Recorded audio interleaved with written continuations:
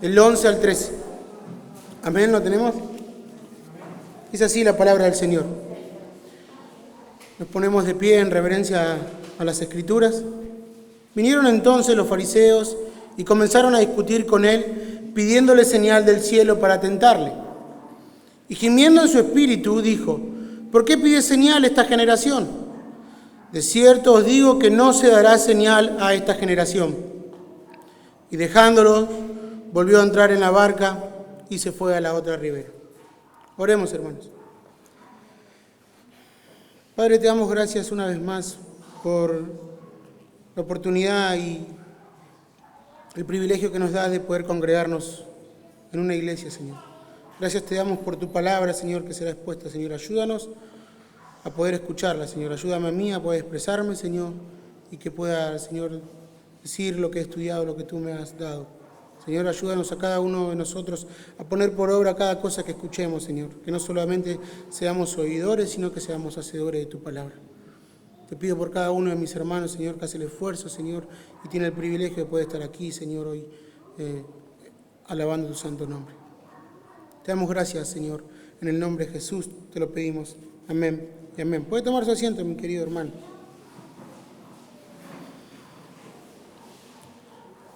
Un poco en contexto de lo que veníamos viendo en Marcos, es la alimentación de las 4.000 personas que predicó nuestro hermano Nazareno. Nuevamente el Señor alimenta a la multitud. ¿Qué tiene en esa ocasión el Señor de ellos? Fue compasión, como lo tiene con nosotros. Tiene compasión de aquellas personas que lo seguían y haciendo nuevamente este milagro extraordinario de la multiplicación de los panes y los peces. Esta compasión que Él tiene y este cuidado que Él tiene, pudimos entender y comprender que lo tiene con nosotros, porque somos sus hijos y Él nos ama. Que debiéramos nosotros confiar en Él plenamente. Pero en esta ocasión, cuando el Señor se va de ese lugar, vinieron entonces a Él estos fariseos y comenzaron a discutir con Él. Entonces empezaron a acecharle. Y dice que le pedían una señal del cielo, pero solamente con intención de tentarlo, hacerlo caer. Estas personas siempre se estuvieron cerca de nuestro Señor. Siempre están con esta ocasión de hacer caer a nuestro Señor. Quieren tentarlo, quieren hacerle discutir, quieren hacerlo pecar, de la manera que sabemos que Él no ha pecado nunca. Ellos quieren solamente hacerlo caer, tentarle. O sea, este texto va en correlación con el capítulo 7. ¿Por qué digo esto? Porque el capítulo 7 nos enseña que también los fariseos quieren hacerle caer y quieren acercarse solamente al Señor para confrontar a sus discípulos porque no seguían las tradiciones de los ancianos. A la cual el Señor confronta a estos fariseos con las Escrituras. Ellos, con las prácticas legalistas que tenían, anulaban las Escrituras. La dureza del corazón de ellos y la necedad era notable. Constantemente ellos eran hombres orgullosos. Siempre los acechaban. Y en esta ocasión ellos le piden una señal del cielo. Esta señal del cielo que le piden ellos es: si nos darás una señal del cielo, recién ahí nosotros creeríamos. Recién ahí nosotros vamos a creer que eres el Hijo de Dios. En los pasajes paralelos, en el libro de Mateo y Lucas, nuestro Señor les dice una palabra: e hipócritas. Pues dice en el libro de Mateo que ellos, sabiendo distinguir las señales de la naturaleza, como por ejemplo, si el día amanece nublado, ellos podían saber que iba a ser un día de tormenta, tempestuoso. Pero ¿cómo ellos no pueden distinguir este tiempo que Cristo estaba en la tierra? Esta intención que tenían ellos de tentarle no solamente era un solo grupo, los fariseos. Mateo también dice que estaban los saduceos. Los saduceos era otro grupo religioso de la época, a la cual tenían cosas opuestas con los fariseos, pero en esta ocasión se unen los dos solamente para hacerlo caer a nuestro Señor. Por supuesto, ellos no lo lograron. ¿Qué es lo que no entraba en la cabeza de estas personas?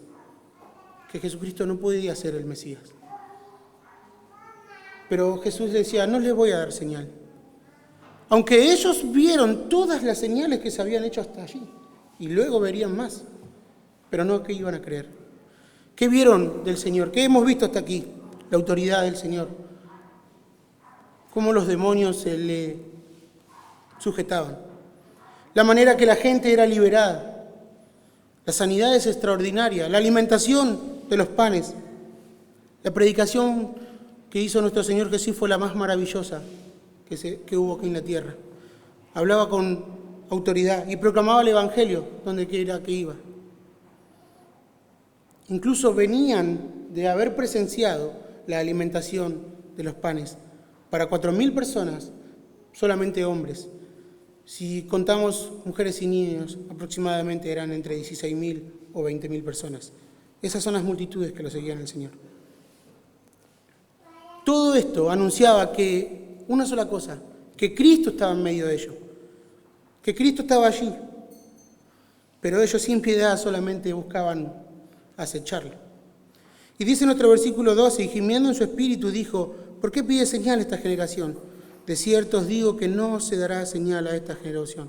Este suspiro, este gimiendo que dice en su espíritu, por parte del Señor, hace ver una sola cosa, la incredulidad, los incrédulos que eran ellos, su corazón duro, cuán terco era. Ellos establecían sus propios criterios falsos.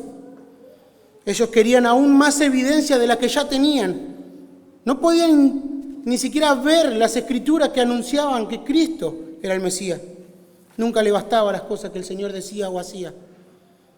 Solamente ellos se basaban en su propia opinión o en su propia tradición hecha por los hombres.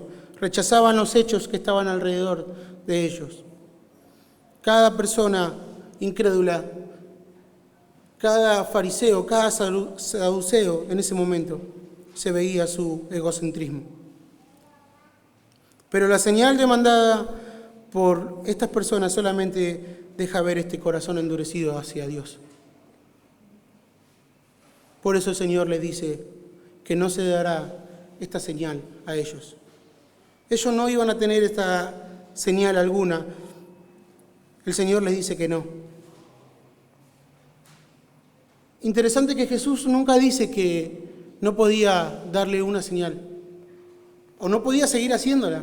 Nunca dice que ellos, esta generación adúltera, ustedes no se les dará arrepentimiento. A ustedes no se les dará arrepentimiento.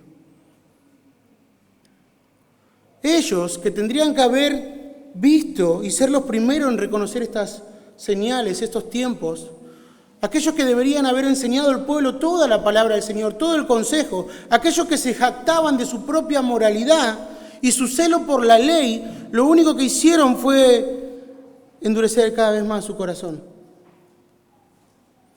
Ellos esperaban al Mesías durante mucho tiempo y no pudieron identificarlo delante de sus ojos, porque no prestaron atención a la palabra de Dios. Este Jesús que predicaba en las calles no se adecuaba a su mente, no podía entrar en su mente como un carpintero humilde. Luego más adelante, que me tocó compartir ayer, que bajaba por un monte con un pollino, con un burro, por un asno, que era humilde, que comía con los pecadores, mas nunca pecó, que incluso se atrevía a corregirlo en público y que tenía celo por la palabra del Señor, celo por su templo, celo por la casa de oración de su Padre. No puede ser este el Mesías. El versículo 13 dice que dejándolos volvió a entrar en la barca y se fue. ¿Sabe lo que hizo el Señor? No perdió tiempo con esas personas. Subió a la barca y se fue y siguió su camino. Esa generación, ese grupo de personas que acechaban a nuestro Señor, la Biblia afirma que no fueron salvos porque rechazaron al Mesías. ¿Cómo se puede reproducir esto hoy en día?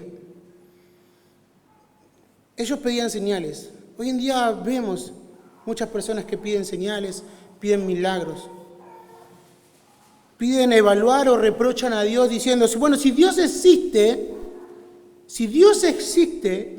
y si yo digo que Dios existe, bueno, Él tiene que sanarme. Y si Él me sana, bueno, ahí yo voy a creer. El mundo piensa, o nosotros pensábamos, que Dios está para cumplir nuestros caprichos o nuestros propios deseos. Si solo me sanaría, creería que hay un Dios. Si solo daría esto, recién ahí creería que hay un Dios. ¿Sabe qué? No es así. La única manera que nosotros podamos creer es si nos predican el Evangelio y si el Espíritu Santo obra en nuestra vida. ¿Recuerda la parábola de el rico y Lázaro? Donde ambas personas mueren, dice. Eso está en el libro de Lucas, capítulo 16, para si usted quiere anotar. Versículo 19. Ambas personas mueren, dice la Biblia. El rico y Lázaro. Dice que uno va al infierno y el otro va al cielo. Y en medio del tormento, el que está en el infierno pide misericordia para él. Y al no obtenerla, pide a Abraham por su familia. Y dice que vaya uno a predicarle a su familia, que resucite uno y vaya a predicarle a su familia. Abraham le responde, a Moisés y a los profetas tienen, a ellos oíd. No iban a ser salvos porque uno resucite y lo viera, y porque allí pudiera verlo, ellos pudieran creer. Ellos iban a creer o iban a ser salvos solamente cuando la palabra de Dios fuera expuesta, cuando el Evangelio fue expuesto. Si no oyen a Moisés y a los profetas, tampoco se persuadirán, aunque algunos se levanten de los muertos, dice el libro de Lucas. Esta es una clara evidencia de los que los milagros, de las señales o las sanidades no salvan a las personas. Solamente salva la palabra que convierte a los corazones. Esta es la demostración suficiente de la poderosa palabra de Dios, las Escrituras que vencen toda incredulidad. El Evangelio mismo es el poder de Dios para salvación, nos dice el libro de Romanos. Ninguna cantidad de evidencias jamás logrará convertir la fe, la incredulidad.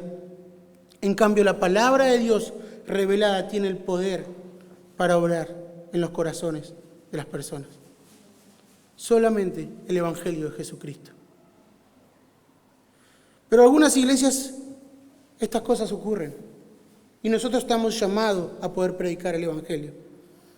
Hoy en día se exalta a Dios a través de milagros. Todos quieren atar, desatar, unir, bajar, subir, pero nunca quieren ser como Cristo. No se escucha en estas iglesias, no en estos lugares, que deben ser como Cristo, que Cristo es nuestro estándar de vida, que Él es nuestro todo, no las bendiciones que Él nos pudiera dar. Estas personas no entendían las señales y hoy el pueblo de Dios, mejor dicho, hoy el mundo o algunas personas que están dentro de la iglesia tienen los ojos cubiertos. Nosotros debemos predicar el Evangelio, tal cual es. Ese es el que tiene el poder para salvar y quitar ese velo. No creemos por vista, creemos por fe.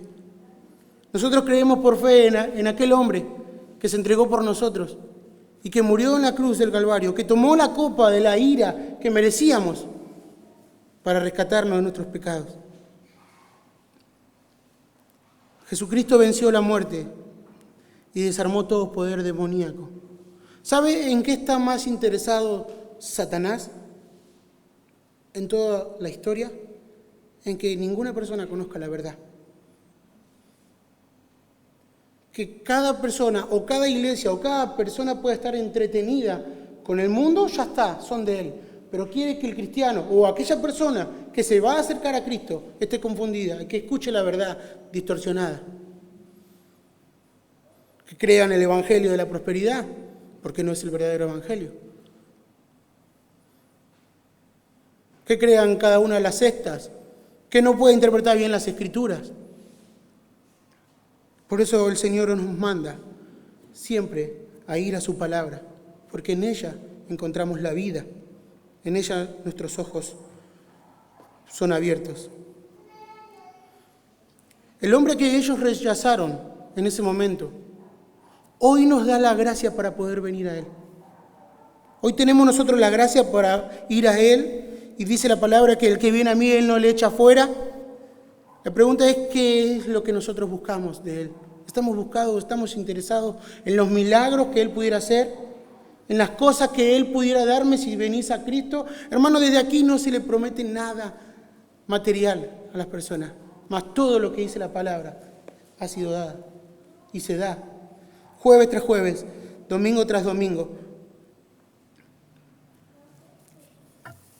Nosotros estamos interesados en Él o en lo que Él nos pudiera dar.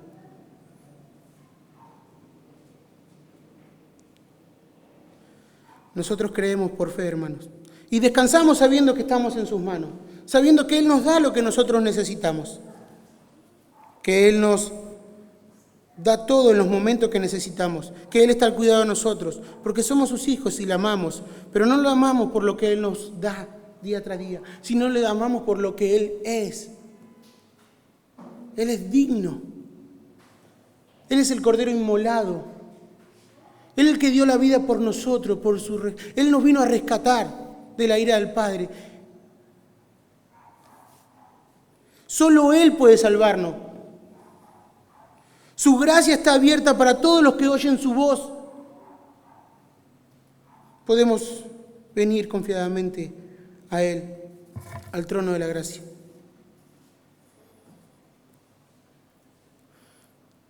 ¿Sabe qué dice 1 Corintios capítulo 1? Dice que agradó a Dios salvar a los creyentes por la locura de la predicación. Dice que los judíos piden señales y los griegos sabiduría, pero nosotros predicamos a Cristo y solamente a Cristo y a este crucificado. No le prometemos que Dios lo va a sanar. No le prometemos que Dios va a prosperar su finanza constantemente. Pero confiamos en la voluntad de Dios, que es buena, justa y perfecta, y que todo lo que nos pase nos ayuda para nuestro bien, en nuestro crecimiento. Y si estamos pasando en alguna dificultad, es para que nos podamos aferrar más a Cristo, porque le creemos por fe. Ningún milagro, ninguna sanidad ha hecho libre a una persona, pero sí la palabra dice que la verdad los hará libre. Conocerán la verdad y la verdad los hará libre. Y que esta verdad y que esta fe se planta en nuestros corazones por medio de la obra de su Espíritu Santo. Y que si yo no predico la palabra, que nosotros somos el medio, somos la iglesia, que Dios nos ha dado este canal, este privilegio de poder predicar aquello, de anunciar las virtudes de aquel que nos trasladó de las tinieblas a la luz admirable. Podemos nosotros hoy compartir esta palabra sin prometerles nada a las personas, sino que ven a Cristo, necesitas a Cristo. Y dice que la fe viene por el oír, y solamente viene por el oír la palabra de Dios, en el libro de Romanos. Y que el justo por la fe vivirá. La iglesia, mi hermano, vive por fe, anclado en su palabra. Y que aunque cambien los vientos y aunque los tiempos se vuelvan difíciles, nosotros estamos cimentados en su palabra. La pregunta es, ¿la palabra del Señor es tu guía? Cuando tú tienes un problema, una dificultad, acudes a tus amigos, acudes a tus vecinos, acudes a la televisión, acudes a internet, al Facebook, a las redes sociales, o acudes a la palabra.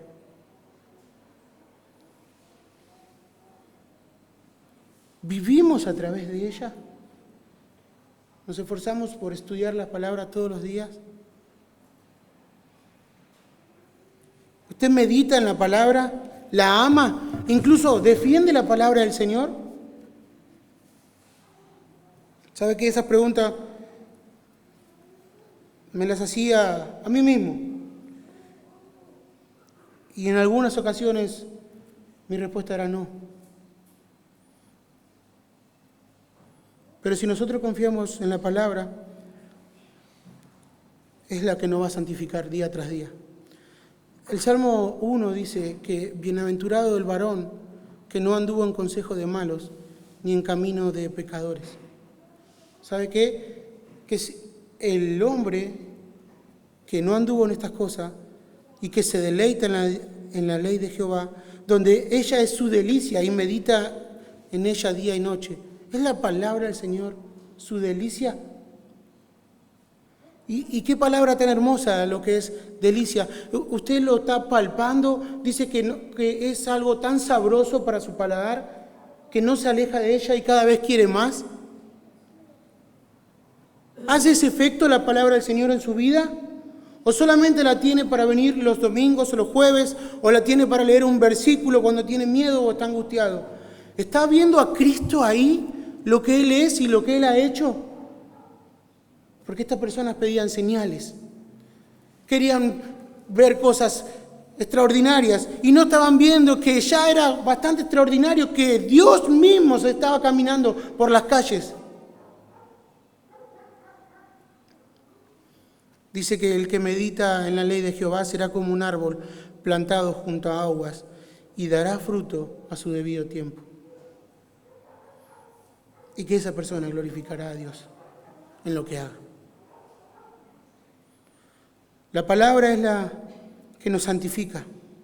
La palabra es nuestro tesoro. Su palabra es nuestro consuelo. Su palabra es la que nos anima. Su palabra es la que nos reprende.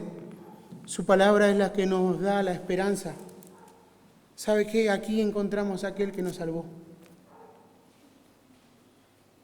Ayer hablábamos sobre qué tipo de rey era Jesús.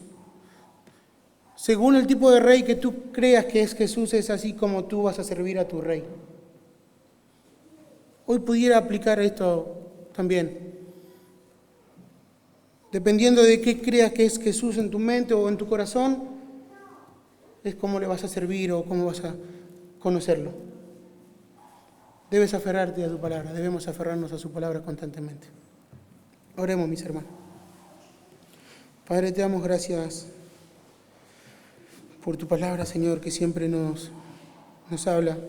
Gracias, Señor, te damos por todas las bendiciones que tú nos has regalado, Señor, que es esta salvación.